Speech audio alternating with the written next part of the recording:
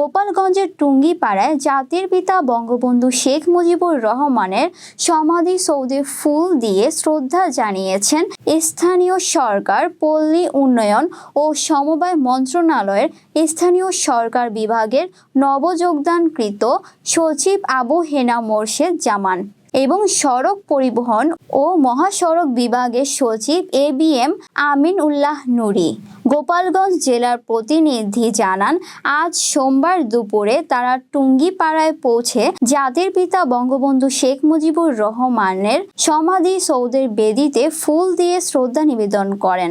পরে বঙ্গবন্ধুর স্মৃতির প্রতি গভীর শ্রদ্ধা জানিয়ে কিছুক্ষণ নীরবতা পালন করেন। এ সময় তিনি বঙ্গবন্ধু এবং 15ই আগস্ট নিহত তার পরিবারের সকল সদস্য রুহে আত্মার মাগফিরাত কামনায় ও দেশবাসীর সমৃদ্ধি কামনা করে বিশেষ দোয়া ও মুনাজাত করেন। পরে বঙ্গবন্ধু ভবনে সংরক্ষিত পরিদর্শন বইতে মন্তব্য লিখে স্বাক্ষর করেন।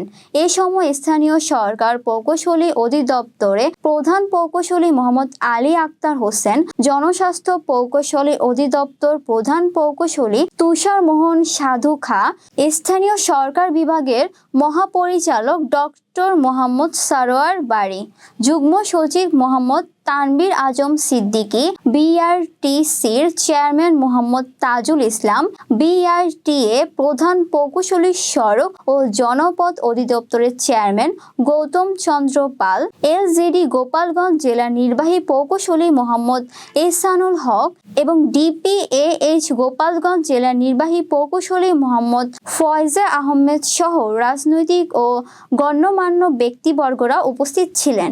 এর আগে গত 11ই জুন আবু হেনা মোরশেদ জামানকে স্থানীয় সরকার বিভাগের সচিব হিসেবে পদায়ন করে জনপ্রশাসন মন্ত্রণালয় থেকে এ সংক্রান্ত প্রজ্ঞাপন জারি করা হয়। 23শে জুন তিনি স্থানীয় সরকার বিভাগের সচিব হিসাবে দায়িত্ব গ্রহণ করেন। আমরা বাস্তবায়ন শুরু করেছি। প্রথমে আমাদের লাগে ভূমি অধিগ্রহণ করতে হয়, ঠিক না? মাননীয় প্রধানমন্ত্রীকে ধন্যবাদ, কৃতজ্ঞতা। উনি আমাদের প্রকল্প অনুমোদন করেছেন ভূমি অধিগ্রহণের জন্য। আমরা সে কাজটা শুরু করেছি। আমরা প্রকল্প প্রণয়ন করেছি, সেটাও আমাদের কাজ শেষ। আমাদের ফিজিবিলিটি স্টাডি শেষ। এগুলো কাজ কিন্তু লাগে আগে। একটা কাজ শুরু করতে হলে এগুলো করার জন্য একটু সময় নিতে হয়। আমাদের ভূমি অধিগ্রহণের কাজ শুরু হয়ে গেছে, ফিজিবিলিটি কাজ শেষ হয়ে গেছে, অ্যালাইনমেন্ট ঠিক করেছি আমরা। আর এটা কাজ করতে হলে তো আমাদের দেশীয় অর্থ বৈদেশিক অর্থ লাগবে, এই জন্য আমরা যোগাযোগ করছি। আশা করছি ভূমি অধিগ্রহণের কাজ হওয়ার সঙ্গে সঙ্গে আমরা খুব দ্রুত কাজ শুরু করতে হবে।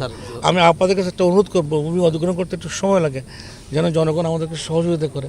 অনেকের জমি ছাড়তে চায় না, অনেকের মালিকানা বিরোধ আছে। এখানে একেবারে স্বচ্ছভাবে ভূমি অধিগ্রহণ হবে। যারা মালিক তারা সবাই যথাযথ ক্ষতিপূরণ পাবে। আমরা যত দ্রুত জমি পাবো আমরা তত দ্রুত আমরা কাজ শুরু করতে পারবো। কাজ শুরু হয়ে গেছে, অলরেডি ইতিমধ্যে শুরু হয়ে গেছে। এটা মাননীয় প্রধানমন্ত্রী গত ইলেকশনের আগে প্রকল্প অনুমোদন করেছেন। আমি আজকে সকালে কথা বলেছি পিডি সাহেব। এটা শুরু হবে কিন্তু একবার ভাঙ্গা থেকে শুরু করে একবারে কিন্তু বেনাবল পর্যন্ত অনেক লম্বা জায়গা, ঠিক না? অনেকগুলো এলাকা হবে।